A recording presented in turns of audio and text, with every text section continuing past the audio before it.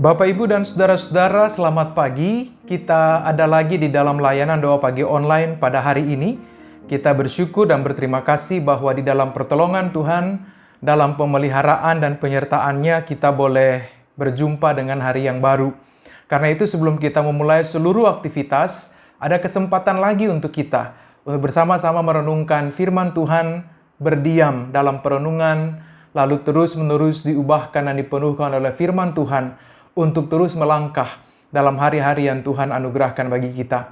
Karena itu mari kita memulai doa pagi kita pada hari ini dengan melakukan Kidung Jemaat 237, Roh Kudus Tetap Teguh.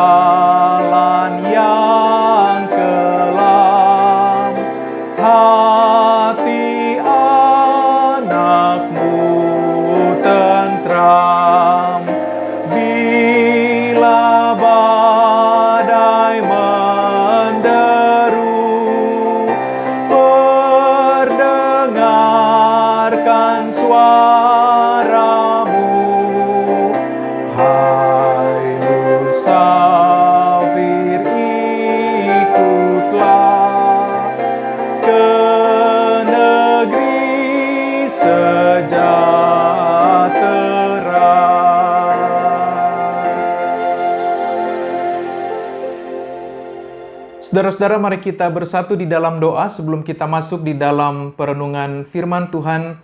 Mari kita berdoa. Kami bersyukur kepadamu Tuhan, karena kasih sayang dan cintamu kami ada pada hari ini dengan segala baik. Kami menyiapkan diri kami untuk menerima sapaan kebenaran firman. Biarlah Tuhan menopang kami di dalam tuntunan Roh-Mu yang kudus, agar pemberitaan dan perenungan firman pada hari ini menolong kami untuk terus bertumbuh di dalam kebenaran dan kehendak-Mu. Tolong hamba-Mu sebagai pemberita firman, agar apa yang disampaikan boleh sungguh-sungguh berkenan di hadapan Tuhan, dan boleh sungguh menjadi berkat bagi kehidupan kami. Terpujilah Yesus Kristus, firman yang hidup, sebab di dalam nama-Mu kami berdoa dan memohon. Amin.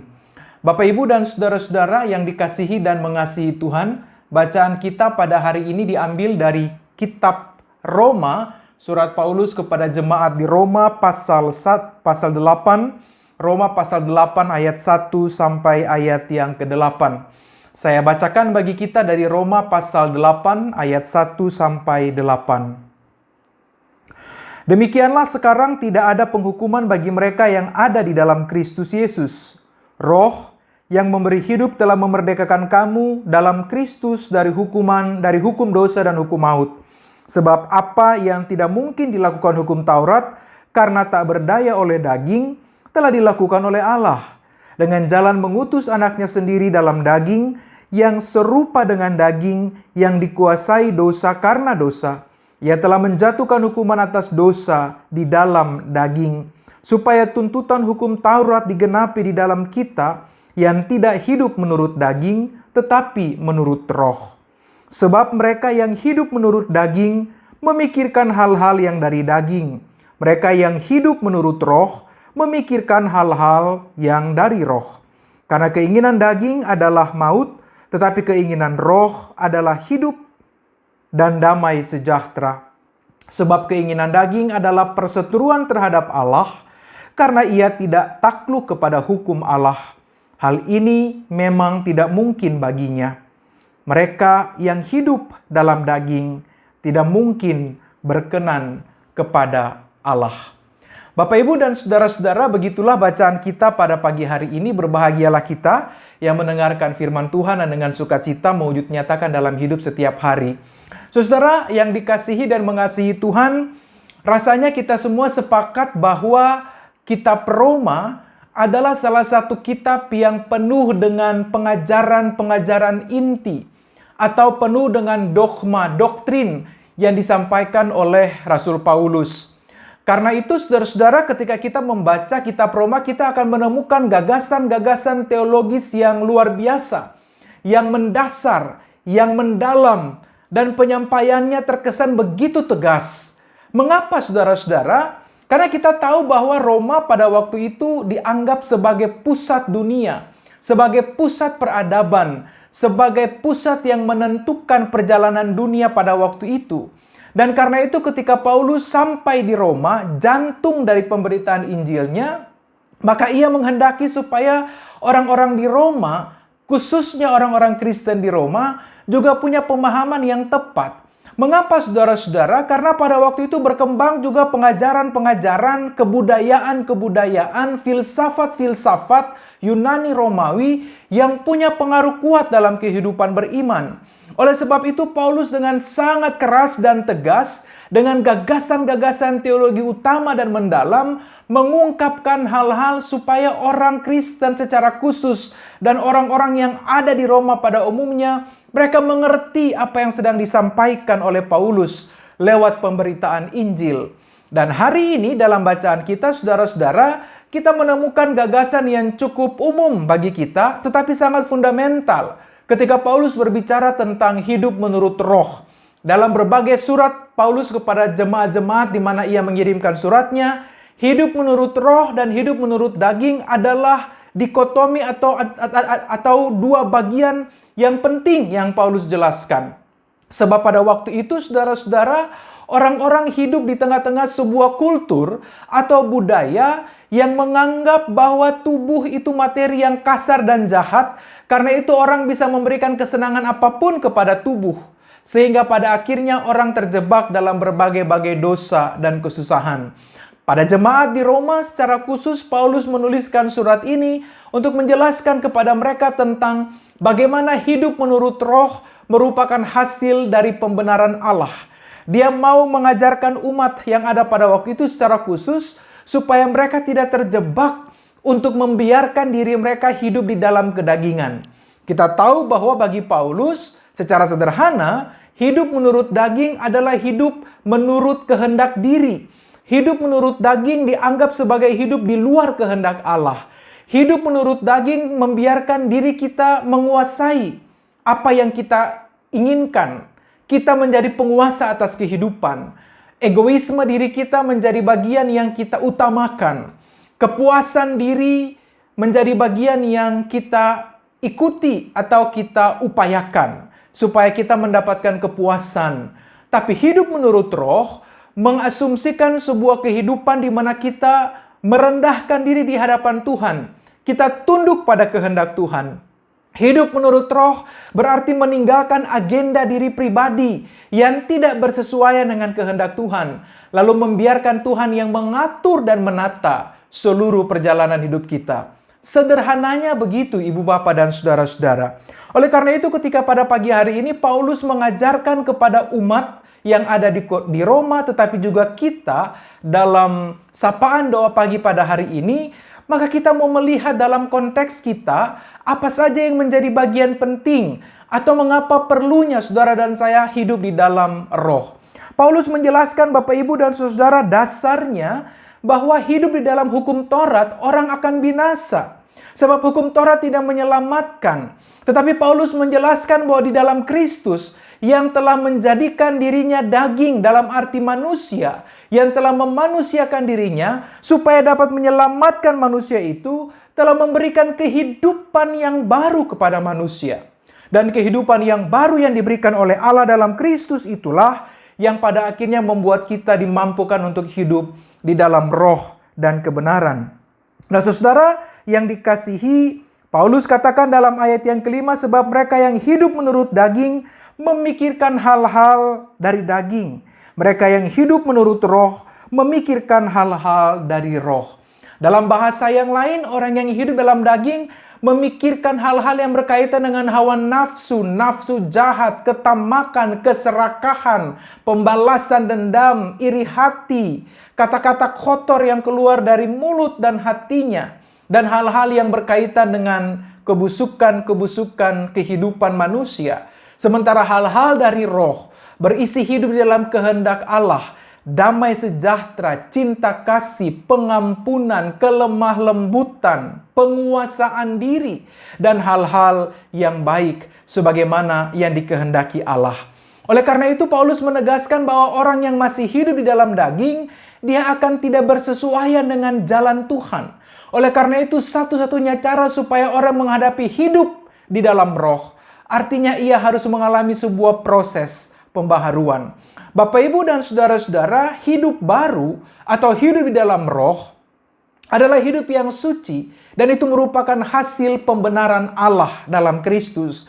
Itu merupakan hasil dari pekerjaan Roh Kudus. Dengan cara yang lain, pengudusan ini tidak pernah berlangsung terlepas dari pembenaran Allah di dalam Kristus. Dalam prakteknya, saudara-saudara, hal itu tidak berarti bahwa tidak mungkin kehidupan baru atau hidup dalam roh itu membawa kepada kita hal-hal yang tidak baik.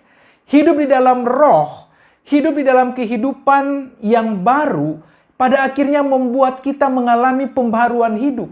Kita tidak lagi hidup dalam kesombongan, apalagi kesombongan rohani. Kita tidak lagi hidup di dalam kehidupan yang menonjolkan diri. Kita tidak lagi terjebak untuk mempertahankan kepentingan dan kedudukan kita. Kita tidak akan kemudian merasa lebih luar biasa ketimbang orang lain. Hidup di dalam roh menolong kita hidup dalam kerendahan hati, menghormati orang lain, menghargai orang lain, mengasihi orang lain, berbuat adil dalam kehidupan bersama. Dan pada akhirnya karena kita dituntun oleh roh itu, maka hidup kita terarah dalam kehendak Allah. Nah, saudara, mungkin kita masih berpikir bagaimana caranya supaya saya bisa hidup dalam tuntunan roh. Karena saya masih manusia yang penuh dengan kelemahan dan keterbatasan. Istilah itu, saudara, manusia yang penuh kelemahan dan keterbatasan, kadangkala menjadi semacam sifat permisif bagi kita untuk semua kesalahan, kekeliruan yang kita lakukan. Tapi ketika kita belajar pada pagi hari ini, maka bagaimana caranya seseorang hidup dalam roh? Saya rasa petikan amanat pengutusan dari liturgi kita dalam setiap akhir kebaktian itu baik. Arahkanlah hatimu kepada Tuhan, lalu umat akan merespon kami, mengarahkan hati kami kepada Tuhan. Pada titik di mana kita mengarahkan hati kita kepada Tuhan dengan sepenuh-penuhnya, dengan sesungguh-sungguhnya, dengan serela-relanya, pada titik itulah saudara dan saya menjalani hidup dalam tuntunan roh. Ketika kita mengarahkan hidup kepada Tuhan, kita fokus kepada Allah. Dan kita membiarkan Tuhan memerintah dan berkuasa atas seluruh kehidupan kita. Sebab bagi mereka yang telah menyadari bahwa mereka tidak memiliki, bahkan tidak memiliki apapun yang membuat mereka layak untuk menerima anugerah Tuhan dalam kasih karunia Roh Kudus, maka mereka akan terus menjalani hidup dalam kerendahan hati karena mereka tahu bahwa hidup di dalam roh adalah rahmat, tuntunan, kasih karunia Allah. Nah, Bapak, Ibu, dan saudara-saudara, karena itu yang dibutuhkan dari kita adalah kerelaan. Atau dengan bahasa operasional adalah kita Yang dibutuhkan dari kita adalah keterbukaan untuk bekerja sama dengan kuasa Roh Kudus itu.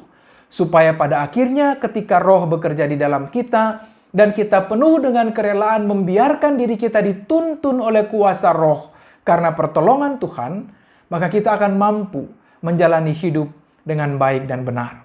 Saudara-saudara, hidup kita dalam dunia ini sudah penuh dengan berbagai macam kesulitan, penuh dengan berbagai macam kekerasan, penuh dengan berbagai macam pemenuhan kepentingan diri, eksploitasi yang terjadi di sana-sini. Bukan cuma manusia terhadap sesama, tapi juga manusia terhadap alam. Belum lagi kita berhadapan dengan situasi-situasi yang membuat terluka satu terhadap yang lain. Anak-anak kita hidup di tengah-tengah dunia yang penuh dengan bullying. Kehidupan komunitas manusia dewasa ini dihidupi dengan komentar-komentar atau perkataan-perkataan negatif yang penuh dengan nyinyir, yang penuh dengan hal-hal yang menakutkan bahkan menyakitkan kehidupan bersama. Dalam hidup seperti ini, saudara, dibutuhkan sebuah warna yang lain. Warna kehidupan yang dibangun dan dihidupi di dalam Roh Allah yang menolong kita untuk tidak saja membawa warna yang berbeda, tapi juga memberikan rasa dan substansi yang berbeda dalam kehidupan di mana kita ada. Supaya pada akhirnya dunia yang penuh dengan keterpurukan dan kerapuhan ini dapat mengalami oase cinta kasih Allah. Karena orang-orang Kristen, orang-orang yang percaya kepada Allah, mampu menjalani hidup dalam konsep yang baru. Sebagaimana dijelaskan oleh Paulus dalam beberapa surat yang lain, maka hidup dalam Roh artinya hidup dalam pembaharuan. Hidup dalam Roh artinya hidup meninggalkan manusia lama dan menjadi manusia baru. Dalam pembahasan yang lain, dikatakan kalau orang-orang yang hidup dalam Roh adalah bukan lagi aku yang hidup, tapi Kristus yang hidup di dalam aku. Dan karena Kristus yang hidup di dalam aku, maka teladan kasih Kristus, teladan hidup Kristus menjadi inspirasi dan menjadi patokan kita untuk terus melanjutkan hidup di tengah-tengah dunia yang rapuh dan rusak ini. Dunia yang kita hidupi, lingkungan di mana kita ada, membutuhkan cinta kasih, pengampunan, keadilan, kelemah lembutan, dan hal-hal yang penuh dengan kerendahan hati. Panggilan orang-orang percaya, saudara-saudara dan saya, adalah untuk menghidupi hal-hal itu. Dan hanya dapat kita lakukan ketika kita sungguh-sungguh memberi diri, dituntun, dan dipimpin oleh kuasa Roh Kudus.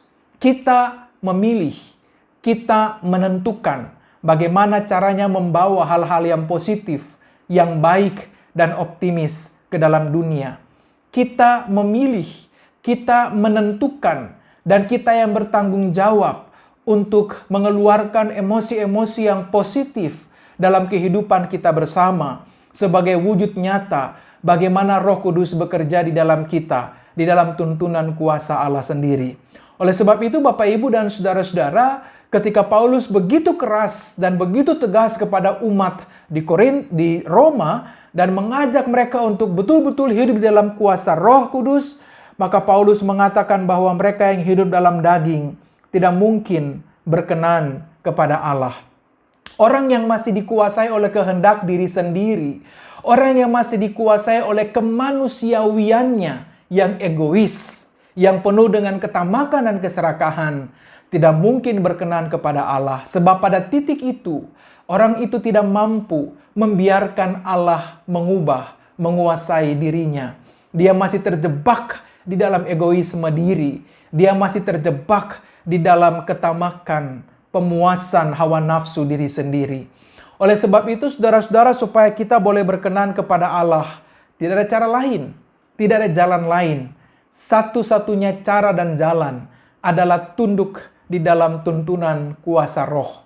Supaya ketika Roh Kudus melingkupi dan menguasai kita, maka hidup kita diubahkan, kata-kata kita meneguhkan, pemikiran kita mencerahkan, niat hati kita menguduskan, dan seluruh perbuatan kita pada akhirnya menjadi inspirasi dan juga boleh memberkati orang lain. Bukan karena kita mampu, tapi semata-mata karena Roh Kudus yang Tuhan hadirkan di dalam kita, yang bekerja sedemikian rupa, sehingga pada akhirnya kita mampu membawa hal-hal yang baik dalam hidup bersama.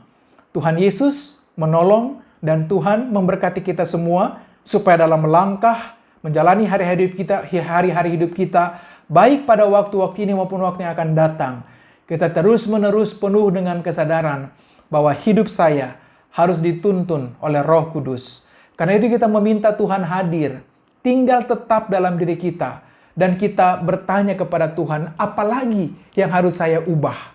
Apalagi yang Tuhan ingin saya ubah dari diri saya, supaya hidup saya sungguh-sungguh dituntun dan dikuasai oleh Roh Kudus, supaya dampak dari kehidupan demikian adalah kehidupan yang tidak saja memuliakan Allah, tapi tentu menjadi berkat bagi kehidupan di mana Tuhan menghadirkan kita. Selamat berjuang, selamat membiarkan diri dituntun oleh kuasa Roh Kudus, dan selamat untuk terus dibaharui dalam pertolongan Tuhan. Tuhan Yesus memberkati dan menopang kita. Amin. Bapak, Ibu, dan Saudara, mari kita bersatu di dalam doa. Bapa kami yang baik, kami berterima kasih bahwa pada pagi hari ini kami diajarkan dan diingatkan kembali bagaimana kami merendahkan diri di hadapan Tuhan, bekerja sama dengan kuasa Roh-Mu yang kudus, supaya pada akhirnya kami dengan rela membiarkan diri kami dituntun dan dikuasai oleh Roh Kudus. Kami tahu bahwa untuk hidup dalam tuntunan ini tidak mudah. Kami berjuang melawan egoisme diri sendiri. Kami berjuang menguasai diri kami sedemikian rupa, sehingga kami ada pada sebuah titik kehidupan, di mana Tuhanlah yang hidup di dalam kami, dan Roh-Mu yang kudus membaharui kami, menjadi pandu kami dalam mengisi hari-hari kehidupan. Kami tahu bahwa ketika Roh Kudus bekerja di dalam kami, maka kami dibaharui dan kualitas terbaik hidup beriman lahir dari dalam diri kami, semata-mata karena pertolongan dan kuasa kasih-Mu. Karena itu kami mau menyerahkan seluruh diri kami dalam setiap tantangan dan perjuangan, supaya di dalam pertolongan Roh Kudus, kami mampu untuk terus-menerus melakukan hal-hal terbaik di dalam hidup. Doa kami pada pagi hari ini menyerahkan setiap umat yang sedang bergumul dan berjuang, baik dalam sakit penyakit, baik dalam proses pemulihan, baik mereka di dalam isolasi mandiri, dalam proses karantina karena COVID-19, kekuatan, kemampuan, ketabahan, dan pengharapan kiranya menjadi bagian terbaik dari kehidupan mereka. Demikian juga kami mengingat mereka yang karena situasi dan kondisi harus terpisah dalam berbagai bentuk termasuk dalam kematian dengan orang-orang yang mereka kasihi. Ya Tuhan, kuatkan dan mampukan setiap mereka, dan biarlah kehidupan komunitas persekutuan boleh menjadi sarana terbaik untuk saling meneguhkan dan memampukan. Kami berdoa menyerahkan setiap perjuangan umat di tengah-tengah tantangan untuk bekerja, berusaha, meneruskan usaha dan pekerjaan, mencari pekerjaan. Mereka yang sedang bergumul dan berjuang dan berjibaku dengan target-target yang harus dihadapi sebagai bentuk dari tanggung jawab dan komitmen. Kiranya Tuhan memberkati dan Tuhan menopang. Hikmat-Mu memampukan setiap umat agar segala sesuatu dapat dilalui dengan baik. Kami tidak lupa menyerahkan kehidupan bangsa dan negara kami dalam berbagai tantangan dan situasi. Tuhan berkati dan Tuhan topang pemerintah dalam segala upaya terbaik, baik dari segi kesehatan, ekonomi, politik, dan semua hal untuk membawa kebaikan bagi bangsa dan negara kami. Dan pada akhirnya kami mengingat kehidupan dunia dalam berbagai tantangan dan kesulitan akibat pandemi COVID-19. Kami juga berdoa menyerahkan situasi yang terjadi di Palestina dan di Israel secara khusus. Tuhan memberkati supaya ada perdamaian. Masing-masing pihak berjuang untuk sebuah perdamaian. Kami serahkan setiap kehendak baik diberkati dan ditopang kiranya oleh Tuhan. Kami mau melangkah, melanjutkan hidup pada hari ini dalam berbagai aktivitas. Kami mohon Tuhan menuntun kami dalam Roh-Mu yang kudus, dan hikmat-Mu senantiasa ada atas kami, supaya kami tidak takabur, tapi kami terus-menerus ada dalam kesadaran iman untuk melakukan hal-hal terbaik, untuk memuliakan Tuhan, dan menjadi berkat bagi kehidupan. Terpuji nama-Mu Yesus Kristus Tuhan kami. Dalam nama-Mu kami berdoa dan memohon. Kasih karunia dan damai sejahtera dari Allah Bapa dalam Kristus Yesus, dalam tuntunan kuasa Roh Kudus, menyertai, memberkati, menopang kami semua dari sekarang sampai selama-lamanya. Amin. Bapak, Ibu, dan saudara-saudara yang dikasihi Tuhan, selamat pagi, dan biarlah kita boleh melanjutkan hidup dalam sebuah keyakinan, dalam kesediaan kita untuk terus-menerus diubahkan oleh Roh Kudus dalam semangat dan kegembiraan, dengan tetap juga menjaga protokol kesehatan. Kita bertanggung jawab terhadap kehidupan yang Tuhan anugerahkan. Selamat pagi, Tuhan Yesus memberkati kita semua. Bagi Bapak Ibu yang memiliki pergumulan khusus dan ingin didoakan, bisa menghubungi rekan-rekan pendeta di nomor berikut.